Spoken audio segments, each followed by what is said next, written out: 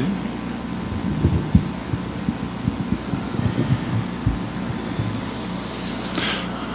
Meus amigos, é sempre com imensa alegria que temos este prazer incomparável de comparecer aos eventos organizados pelo movimento espírita no país.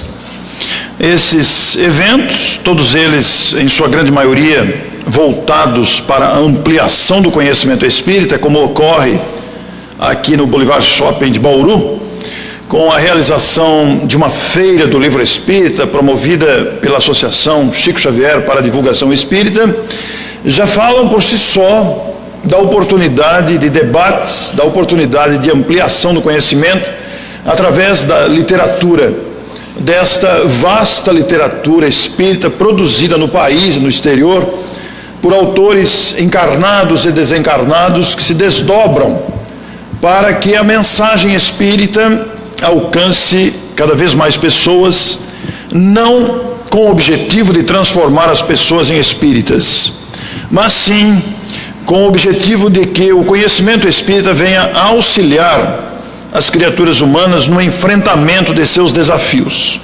Nós vivemos uma época bastante complexa, uma época de desafios morais intensos, uma época de recrudescência da violência e mesmo dos altos índices de suicídio, de forma que nós, os cristãos distribuídos nas variadas nomenclaturas religiosas, somos convocados a um trabalho permanente de esclarecimento das finalismo pelo império do egoísmo e seus desagradáveis desdobramentos. Desta forma, nós queremos saudar a Associação Chico Xavier, que tem prestado tantos serviços à comunicação, à divulgação espírita em todo o país, principalmente através da irradiação, de deixar disponível esse material gravado. Portanto, nós também saudamos aqui os internautas conectados neste instante, como igualmente saudamos aqueles que posteriormente estarão vendo este material disponível em nossos arquivos virtuais, o que naturalmente facilita muito esta expansão do conhecimento, deixando disponível para que tenhamos contato com essas informações, com esse conteúdo inesgotável de que se constitui a doutrina espírita. A nossa saudação, pois, de alegria e naturalmente de gratidão por esse instante, por este momento. E nós queremos, nesta tarde, nesse momento, como devidamente programado e anunciado, nos referirmos a um sacerdote. O adjetivo espírita, que acompanha a qualificação do substantivo sacerdote, foi por nossa conta. Mesmo porque o adjetivo espírita não existia quando viveu esse ilustre personagem. A palavra espírita foi criada por Allan Kardec, quando da codificação do espiritismo. Allan Kardec nasceu no dia 3 de outubro de 1804 e aos 50 anos aproximadamente teve a sua atenção chamada para os fenômenos produzidos pelos espíritos.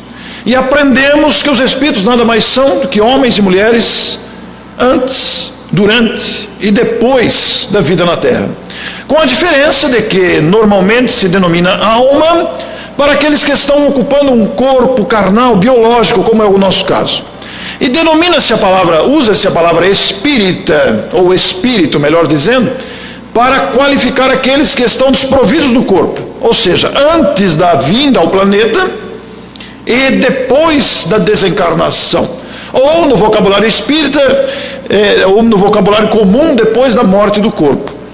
De forma que, com a publicação do Livro dos Espíritos, no dia 18 de abril de 1857, estamos, pois, alcançando, ou já alcançamos, 160 anos de presença do Espiritismo no planeta.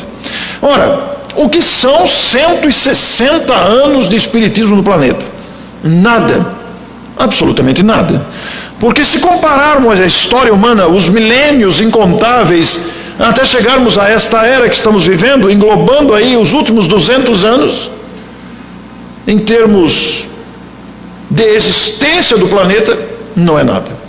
Todavia, os últimos 200 anos, e dentro deles, estes 160 anos de Espiritismo, provocaram uma revolução intelecto-moral doutrinária na mentalidade humana, com a apresentação dos postulados espíritas, que vem reafirmar de maneira muito clara e de muito lúcida leis que antes eram desconhecidas, de maneira didática e pedagógica, como foram apresentadas pelo codificador Allan Kardec, que era um pedagogo, mas que tinha-se uma intuição, achava-se e levantavam-se muitas hipóteses, mas com o advento do Espiritismo, estas leis se tornaram conhecidas, à disposição, didaticamente. Naturalmente que aí fomos tomar conhecimento da existência de um poder superior que governa a vida. Antes tínhamos ideias confusas, distribuídas, como se vários deuses, à vontade daqueles que pensavam numa expectativa e buscavam uma explicação, dirigissem o planeta. Mas Deus, na verdade, que não é um ser, mas conforme ensinaram os Espíritos, é uma inteligência suprema, ou maior das inteligências, e viemos a conhecer outras leis que regem a vida humana, como a imortalidade da alma, algo que particularmente me encanta, porque imaginemos o fato de sermos imortais. Ora, isso por si só abre uma perspectiva imensa nas nossas perspectivas, na nossa maneira de entender a vida e todos os seus desdobramentos. Imortalidade que é uma característica nossa de filhos de Deus, está agregado a nós, somos imortais, jamais teremos fim, com a perspectiva de que a cada experiência de aprendizado que viemos aprender de forma correta no Espiritismo, a reencarnação ou a multiplicidade das existências proporciona a todos nós um crescimento continuado, um crescimento que amadurece a alma. E também tomamos conhecimento sobre a pluralidade dos mundos habitados, da mediunidade, esse mecanismo de intercâmbio entre os dois mundos, o encarnado e o desencarnado. E sem dúvida nenhuma, tudo isso é embasado no Evangelho do Cristo. Se tirarmos o Cristo do Espiritismo, ele perde a essência, perde o perfume, perde o sabor. Será uma bela teoria, mas sem a sua essência, que é o amor. Então nós, os espíritas da atualidade, digamos os espíritas dos últimos 160 anos, portanto, estamos beneficiados por esse conhecimento que nos agrega, que nos convida, que nos estimula. É um trabalho árduo, iniciado pelo codificador, não é invenção, não é criatividade dele, mas ele foi apenas o organizador desses ensinos trazidos pelos Espíritos. De forma que o mês de abril é muito característico, muito expressivo para a história do Espiritismo. Uma vez que comemoramos os 160 anos do Espiritismo, 18 de abril, mas também abril lembra o aniversário de Chico Xavier, abril lembra a fundação da Sociedade Parisiense de Estudos Espíritas, abril nos abre uma perspectiva imensa de divulgação e estudo. E nós trouxemos aqui, portanto, um tema instigante, um sacerdote espírita. E como dizíamos, a palavra espírita foi criada por Allan Kardec, com a codificação do Espiritismo. Mas estamos especificamente nos referindo a um padre católico. Ocorre que o comportamento deste padre, que era médium, inclusive, porque via os espíritos, ouvia os espíritos, tinha uma percepção extrasensorial tremenda, e se tornou muito famoso porque era uma criatura muito bondosa. E não é porque ele era médium que nós o qualificamos de espírita, não. Uma vez que a mediunidade não é privilégio, não é exclusividade, não é invenção do espiritismo. A mediunidade faz parte, está integrada ao ser humano. Mas com o Espiritismo nós viemos a entender o que é a mediunidade, como ela funciona, qual a sua finalidade, etc. Mas não é porque ele era médium, mas sim porque o seu comportamento conecta-se perfeitamente ao qualificativo ou aos qualificativos elaborados e colocados por Allan Kardec em O Evangelho segundo o Espiritismo, quando se refere ao homem de bem. Se buscarmos esse texto precioso que está lá no Evangelho segundo o Espiritismo, o homem de bem, e formos vendo parágrafo a parágrafo, nós vamos enquadrar a personalidade desse sacerdote que viveu na divisa entre a França e a Espanha antes de Allan Kardec, por volta de 1700. Ele nasceu e foi abandonado pela mãe. Aos 5 anos, o pai o enxotou de casa. E ele foi criado num convento, foi adotado por um convento, de padres e bispos, naturalmente. E nesse convento, desde os 5 anos, foi ali que ele se alfabetizou, foi ali que ele começou a apresentar a sua curiosidade intelectual muito intensa, o desejo de pesquisar, de ler constantemente, de devorar, entre aspas, os livros daquela vasta biblioteca, e fizeram com que esse interesse do menino, que depois de alfabetizado, lançou-se a uma pesquisa contínua da literatura disponível na época, e dos títulos disponíveis naquela imensa biblioteca do convento, chamou a atenção dos bispos e padres que ali trabalhavam. E mesmo assim, ele apresentava uma característica que incomodava os seus superiores. Ele tinha uma personalidade questionadora. Ele discordava dos princípios da Igreja Católica de sua época. Discordava, por exemplo, da confissão. Discordava de padre não poder casar, não poder constituir família.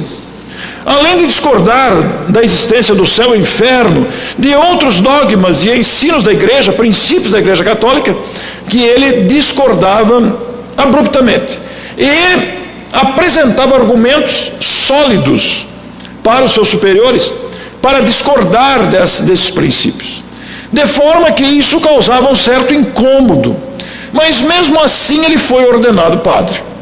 No dia da sua ordenação, vieram muitos convidados de outras localidades, e os bispos e padres, sabendo daquele jovem, então com 18 anos, que tinha um comportamento indesejável na visão dos seus superiores, por causa das discordâncias muito bem fundamentadas que ele apresentava, os sacerdotes e bispos resolveram combinar com um coroinha para ficar aqui embaixo do púlpito, com algum material que pudesse bater no seu pé, caso ele falasse alguma coisa que estivesse em desacordo. E ao mesmo tempo, esse coroinha agachado aqui embaixo do púlpito não deveria permitir que ele falasse por mais de 15 minutos.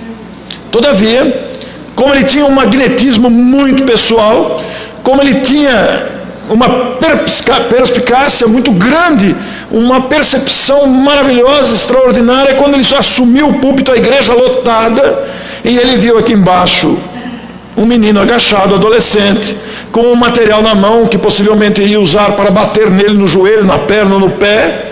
Ele simplesmente colocou a mão na cabeça do coroinha, que adormeceu. E ele falou por mais de 3 horas consecutivas. Falou o que quis e como quis, de forma que isso causou um constrangimento enorme nos convidados e nas autoridades eclesiásticas presentes naquele episódio. Terminada a sua ordenação, ele foi ordenado padre, mas imediatamente expulso do convento. Ele foi expulso do convento, perseguido, humilhado, maltratado por causa da sua homilia, que foi, na visão deles, agressiva, e ele não pôde constituir a sua paróquia nos grandes centros urbanos próximos. E ele teve que se localizar numa aldeia distante, mínima, pequena, composta de pessoas humildes, quase analfabetas, poucas famílias, cujo padre havia se ausentado, ou faleceu, ou mudou-se, não me lembro exatamente, e foi ali nessa aldeia distante que ele localizou o seu legado de trabalho.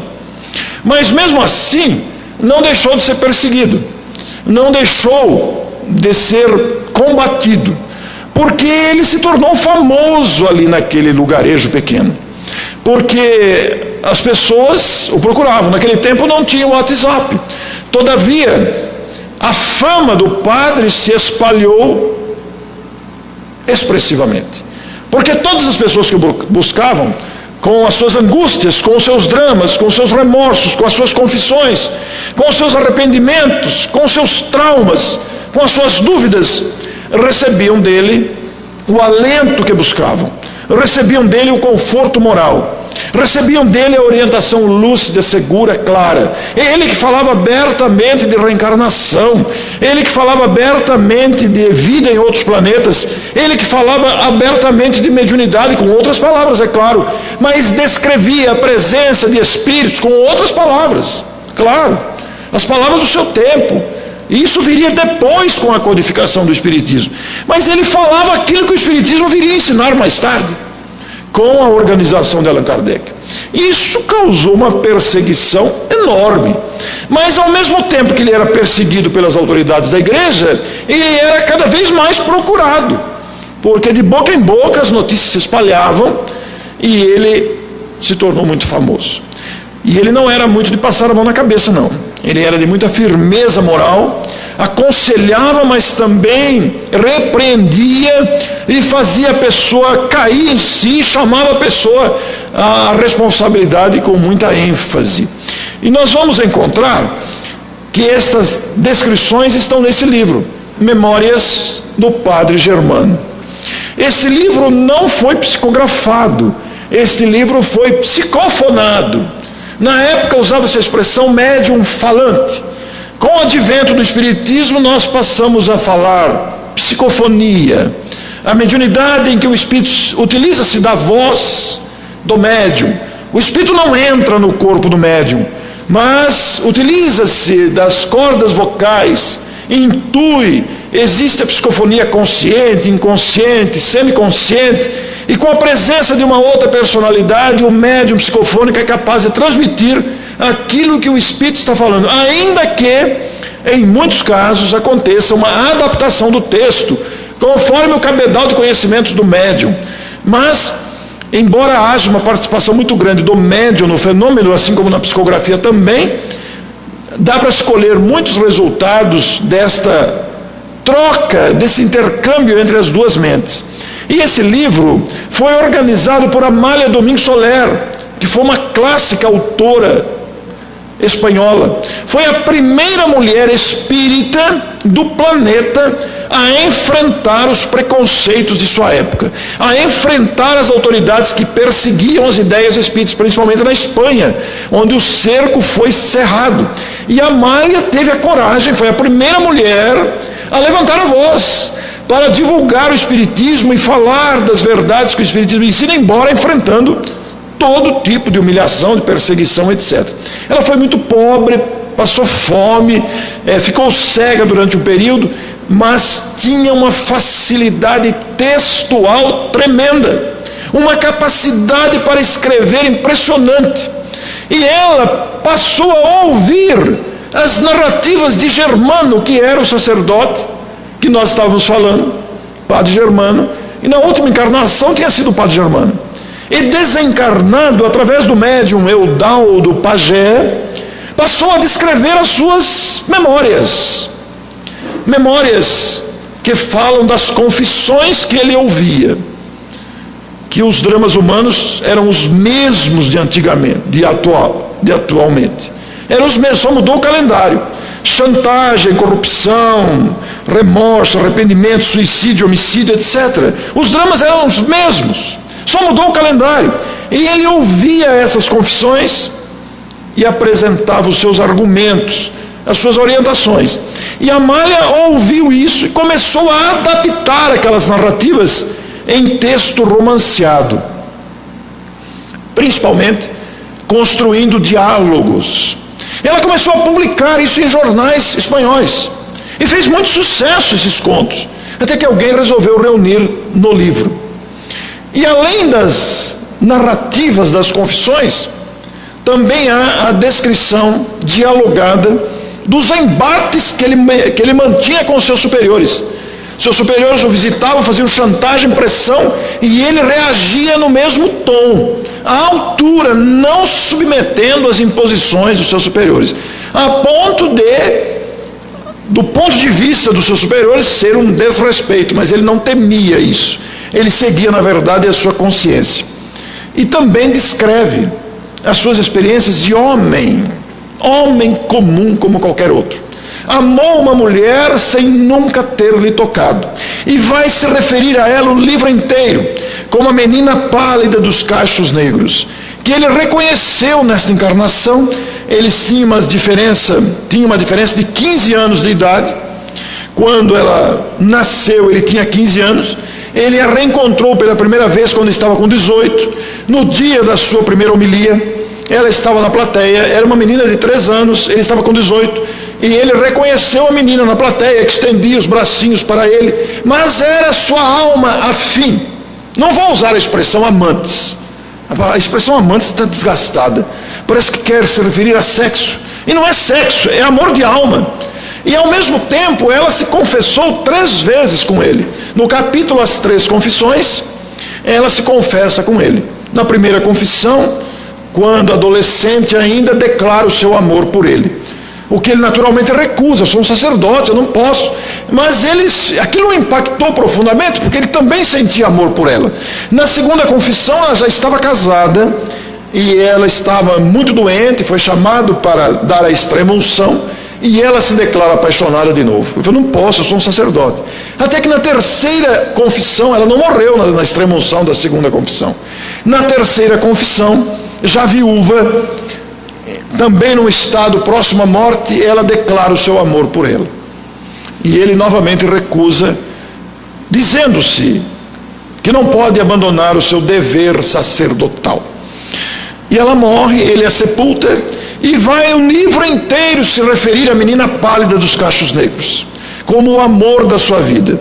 Ele sentava-se à beira do túmulo que ele a sepultou nos fundos da paróquia, e toda tarde conversava com o seu amor. Ele dizia: eu amei uma morta. Mas ela aparecia para ele era médium, vidente, havia. Então é uma experiência linda no livro. E de tanto ler esse livro, meu pai dizia que esse foi o melhor livro que ele leu na vida. Esse livro tem o prefácio de 1900, é muito antigo. E 3 editoras o editam no Brasil: a FEB, a La Chatre e o ID. E neste ano de 2017, daí esse destaque que estamos dando ao livro, estamos completando 100 anos da primeira versão em língua portuguesa, porque originalmente ele foi lançado na Espanha em 1900, no Brasil publicado pela primeira vez em língua portuguesa em 1917, portanto 100 anos. E por ler tantas vezes esse livro e aprender com seus capítulos memoráveis, nós extraímos algumas frases. E esta palestra tem 3 versões, porque em cada palestra nós selecionamos 12 frases. Mudamos a palestra, uma hora fazemos com as primeiras 12, outra hora fazemos com outras 12, e hoje nós vamos apresentar uma outra versão, por favor. Esta frase está no capítulo O Remorso, em que ele relata uma situação de extremo remorso. E lá dentro do capítulo, na confissão de remorso da pessoa que está muito arrependida, ele vai nos trazer essa frase: o remorso é o único inferno do homem. Aprendemos com o Espiritismo que não existe o céu e o inferno. Na verdade, o céu e o inferno estão dentro de nós.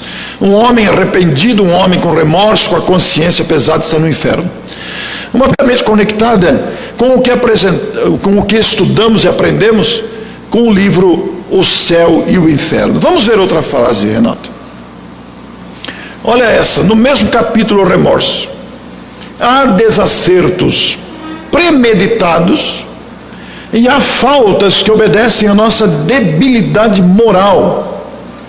Vejam a profundidade dessa afirmação.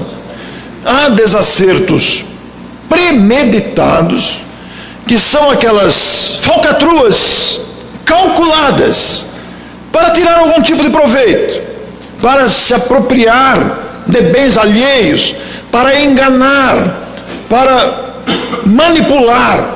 Desacertos premeditados. E há faltas que obedecem à nossa debilidade moral. A palavra debilidade pode também ser comparada com a nossa fraqueza moral. Convenhamos, somos criaturas ainda moralmente frágeis. Tanto num caso como no outro, há consequências, há desdobramentos. Tanto num caso como no outro, em algum momento teremos aí desdobramentos de remorsos, de arrependimentos, de desejo de reparação. Com a diferença de que a debilidade moral, ela custa menos, ela tem um efeito menor, enquanto que os desacertos premeditados têm maior gravidade. Mas as duas têm consequências. Isso nos remete com muita propriedade a estudarmos o precioso capítulo, o precioso documento inserido por Allan Kardec e também no livro Céu e Inferno, Código Penal da Vida Futura.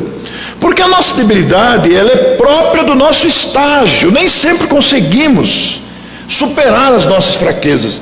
Nem sempre conseguimos dar uma destinação ou uma aplicação correta diante dos desafios humanos que passamos.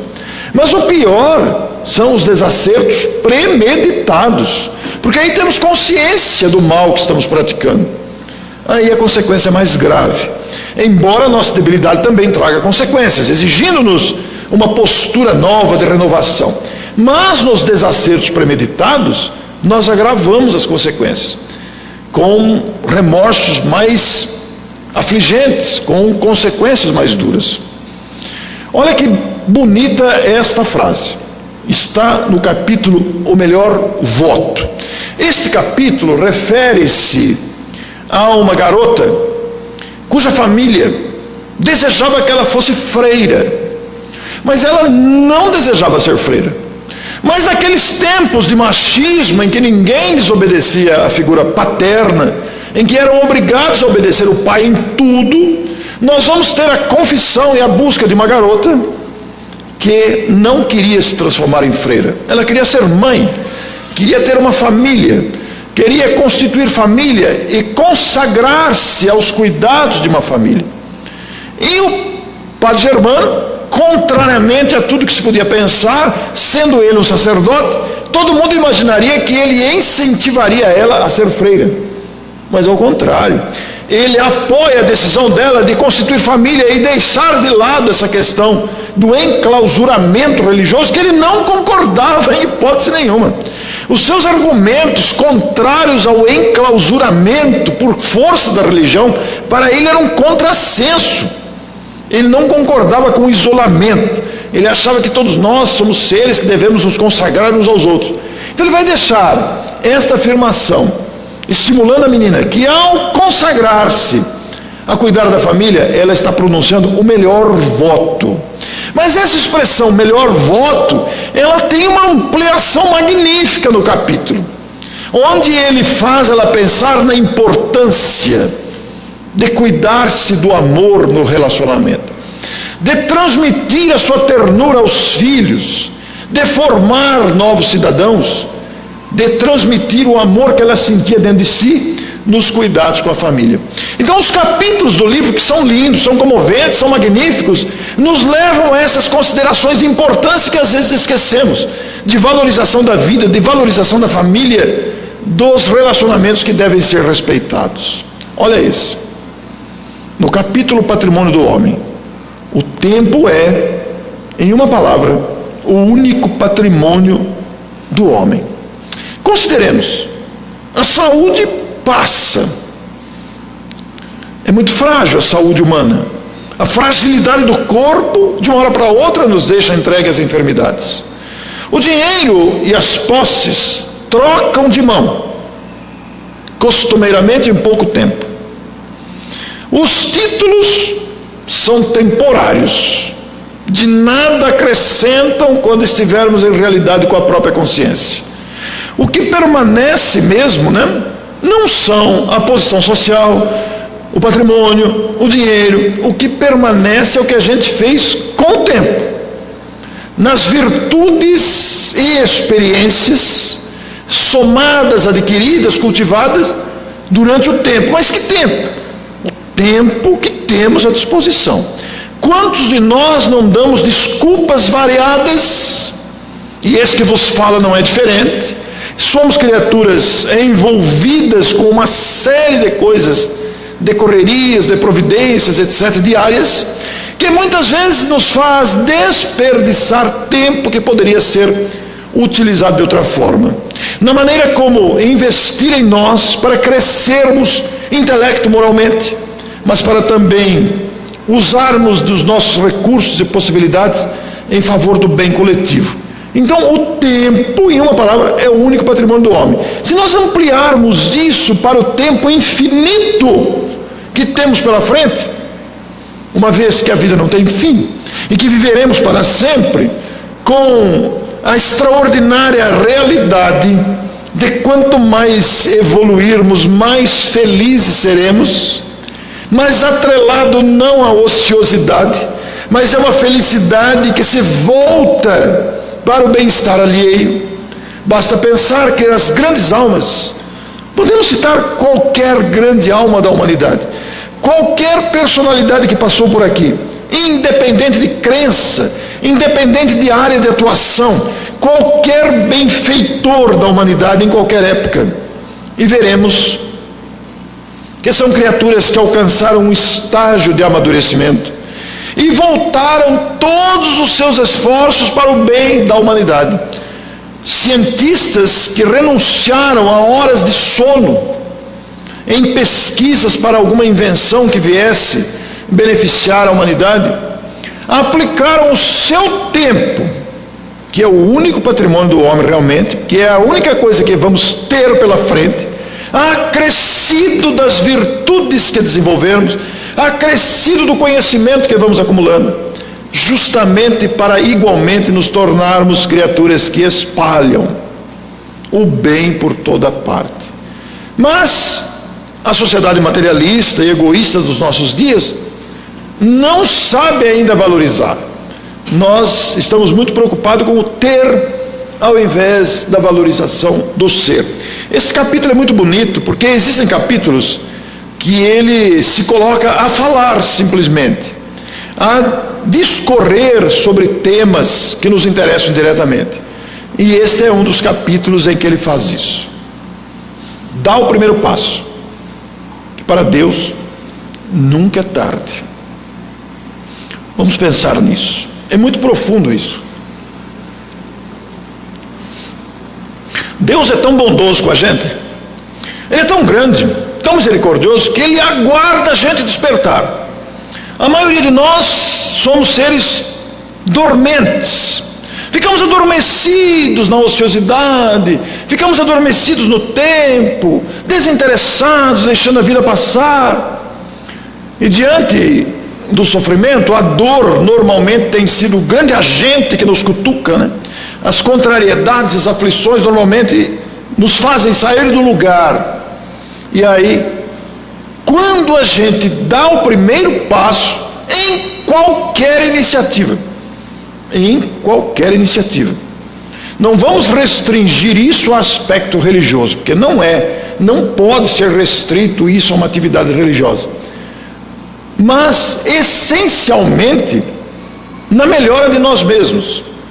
Desde que damos o primeiro passo da iniciativa, do interesse, o primeiro passo das descobertas, o primeiro passo do esforço, nunca é tarde para Deus, que sempre aguarda esse despertar, respeitando o nosso tempo, dada a sua grandeza. Para os arrependidos, então, isso tem um valor tremendo. Para alguém que se sente arrependido e quer reparar o que fez, imaginem, para Deus nunca é tarde. Isso está no capítulo As Pegadas do Criminoso, porque Germano tinha uma característica muito especial. Ele se interessava vivamente pelos sofredores de todos os ângulos.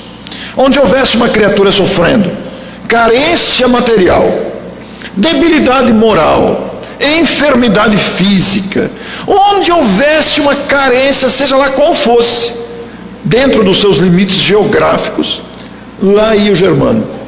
E nesse capítulo As Pegadas do Criminoso, nós vamos aprender, junto com outros capítulos a que ele se refere aos criminosos, ele tinha especial atenção para com os criminosos, pessoas que infringiram a lei, e ele tudo fazia para recuperar um criminoso.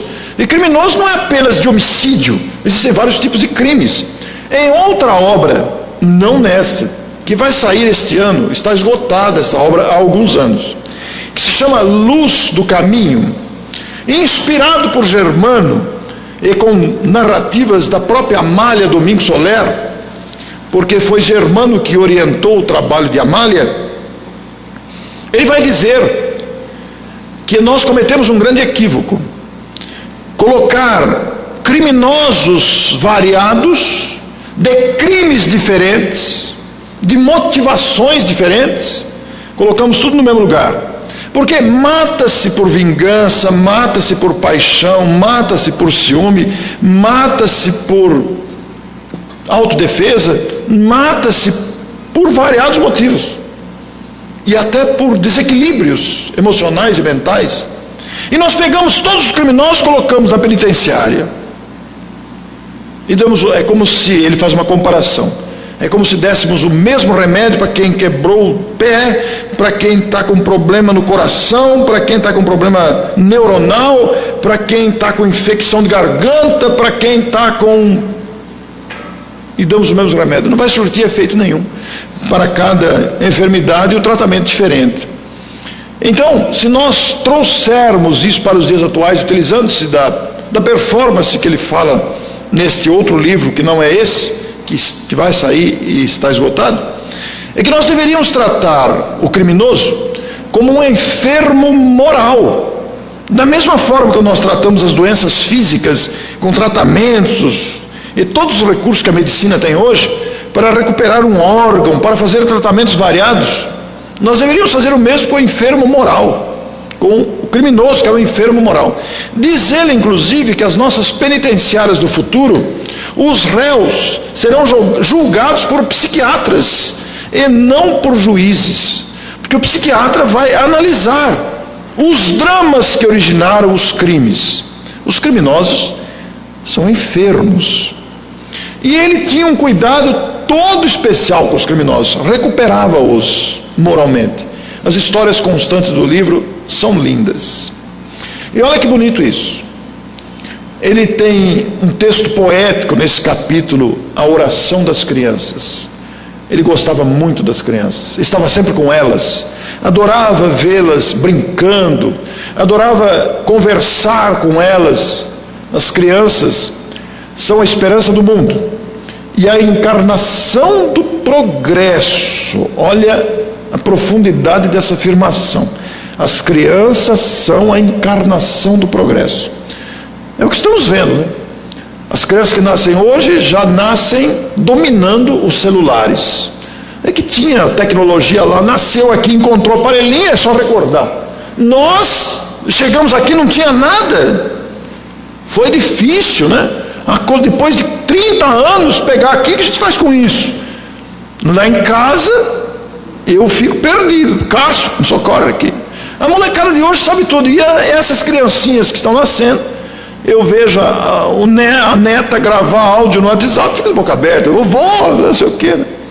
Se encontram quem as guie na espinhosa estrada da vida.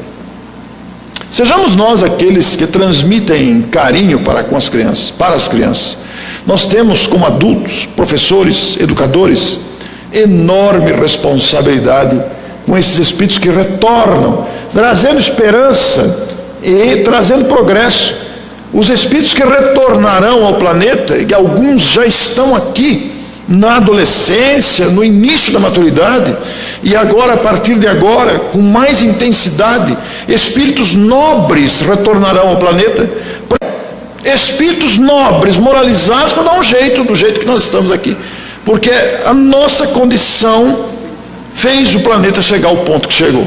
Agora precisa dar uma arrumada de novo. Aí surge a encarnação dessas crianças, que na verdade não são crianças, são espíritos maduros, mas precisam que nós direcionemos seus primeiros passos. Isso é fundamental. Convenci-me de que o prazer neste mundo é a fonte abundante de dor. Eis aí uma afirmação que merece um estudo aprofundado. Este capítulo, o amor na terra, é belíssimo, belíssimo, justamente porque aquilo que nós consideramos prazer, aquilo que nós buscamos com tanta intensidade, na posse de todo gênero, na conquista sem nenhum tipo de freio para satisfazer as nossas paixões, normalmente redundam em dor, em enfermidade, em sofrimento. Porque o prazer aí está equivocado. O prazer aí não é o prazer de alma, normalmente é o prazer material, o prazer carnal, fonte abundante de dor para o futuro. Do busca do prazer sem responsabilidade, da busca do prazer muitas vezes sem se preocupar ou respeitar o próximo em todos os sentidos. Então são situações que nos levam a pensar. Por favor, Renato. Querer é poder, o que se necessita é vontade. O querer é poder é muito conhecido, né? É uma frase que não é exclusividade dele, está aí nas teorias psicológicas, emocionais, nos conselhos de todo tipo, para que a gente tenha essa vontade, porque quando a gente quer, a gente faz, em todas as áreas. Querer é poder, e esse querer nem sempre é saudável, né? O querer às vezes está desequilibrado, o querer às vezes está manchado pelo egoísmo, pela astúcia, está manchado pela sensualidade, está manchado pela manipulação. Mas quantos querer não estão igualmente avalizados pelo desejo do bem coletivo? Querer é poder. Quando a gente quer, a gente faz.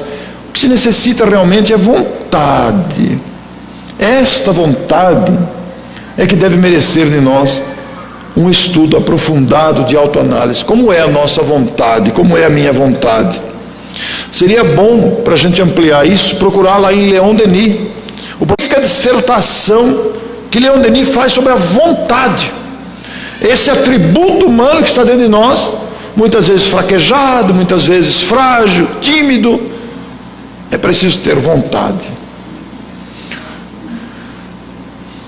Existe um trecho no livro em que ele se declara bastante abatido, seja pelas perseguições que sofreu, seja pelas humilhações, pelas pressões e chantagens de seus superiores. E ele às vezes se considerava uma árvore com galhos secos, mas ele foi repreendido pelo próprio Cristo, repreendido no bom sentido. Não é que o Cristo ficou bravo, mas no momento de intenso desespero, o próprio Cristo apareceu para ele. Ele disse: mas você desanima agora que a luta começa? Ora, isto é um chamamento para todos nós, desse momento de prova que nós estamos passando, para ver se vamos ser promovidos mesmo, diante desse momento de prova coletiva, mundial, para ver se vamos ser promovidos. Como é que vamos usar o que já temos até agora diante dos desafios que a vida apresenta? E há nesse capítulo esta frase extraordinária: não há espírito pequeno, não há inteligência obtusa, não há posição, por mais humilde que seja, que nos sirva de obstáculo para sermos úteis aos nossos semelhantes. Olha que coisa bonita, sermos úteis. O que estamos fazendo de utilidade com o nosso tempo, com a nossa capacidade, com os nossos recursos, para fazer a vida melhor. Nada de baixa estima, de eu não sou capaz, eu não sou ninguém. Não, todos nós somos. Não há espírito pequeno, não há inteligência obtusa. Basta a gente querer. É aquela frase anterior, é a vontade, é colocar em movimento, em ação, as capacidades que todos possuímos, porque todos podemos ser úteis. Não se necessita, para ser feliz, mais que querer sê-lo, porque virtuosos todos podem ser. Um convite a todos nós, justamente para aprimorar e usar esse atributo que está dentro de nós, que é a vontade. A vontade é capaz de movimentar forças, a vontade é capaz de construir, a vontade supera obstáculos, a vontade é capaz. Então muitas vezes somos infelizes porque nos acomodamos com as situações incômodas, mas é preciso querer ser feliz. Todos podem buscar, porque virtuosos todos podem ser. Veja que interessante, muitos de nós viramos as costas para as virtudes, nos acomodamos às imperfeições e a gente apresenta as mais variadas desculpas, né? Entre elas, eu sou assim mesmo, quem quiser que me aceite assim, não vou mudar, não sou capaz, estou velho já. Não, é ilusão. Somos espíritos que sempre voltaremos. E por último, a questão não é que falem os espíritos, o principal é que despertem o sentimento. Aliás, esta frase nos remete à própria índole da doutrina espírita, né? Espiritismo não é falar com o espírito. Espiritismo não é fazer palestra, nem ouvir palestra, nem escrever livros, nem ler livros. Tudo isso é importante, mas é tudo secundário. O objetivo principal, prioritário do Espiritismo é sermos melhores. E para isso, os espíritos trabalharam e continuam trabalhando para nos despertar o sentimento. Mas que sentimento? O sentimento de amor, de desapego, de paciência, de tolerância, virtudes que ainda estamos tateando. Então não é importante ficar ouvindo espíritos, mas o importante é que a fala deles nos desperta em sentimentos melhores. Por que é que se faz uma feira do livro dentro de um shopping como este? Ou uma atividade que fica aqui um mês, trazendo diariamente companheiros dedicados, palestrantes, etc. Estamos todos querendo despertar em nós o sentimento coletivo, estamos todos querendo despertar em nós mesmos o sentimento de solidariedade, de união, de apoio, dada a grandeza do Espiritismo, dada a grandeza do conteúdo espírita, que é inesgotável. Tem material para a gente estudar e aprender continuamente. Benditos sejam aqueles que sentem essa importância e trabalham para essa finalidade, porque isto é engrandecer a humanidade.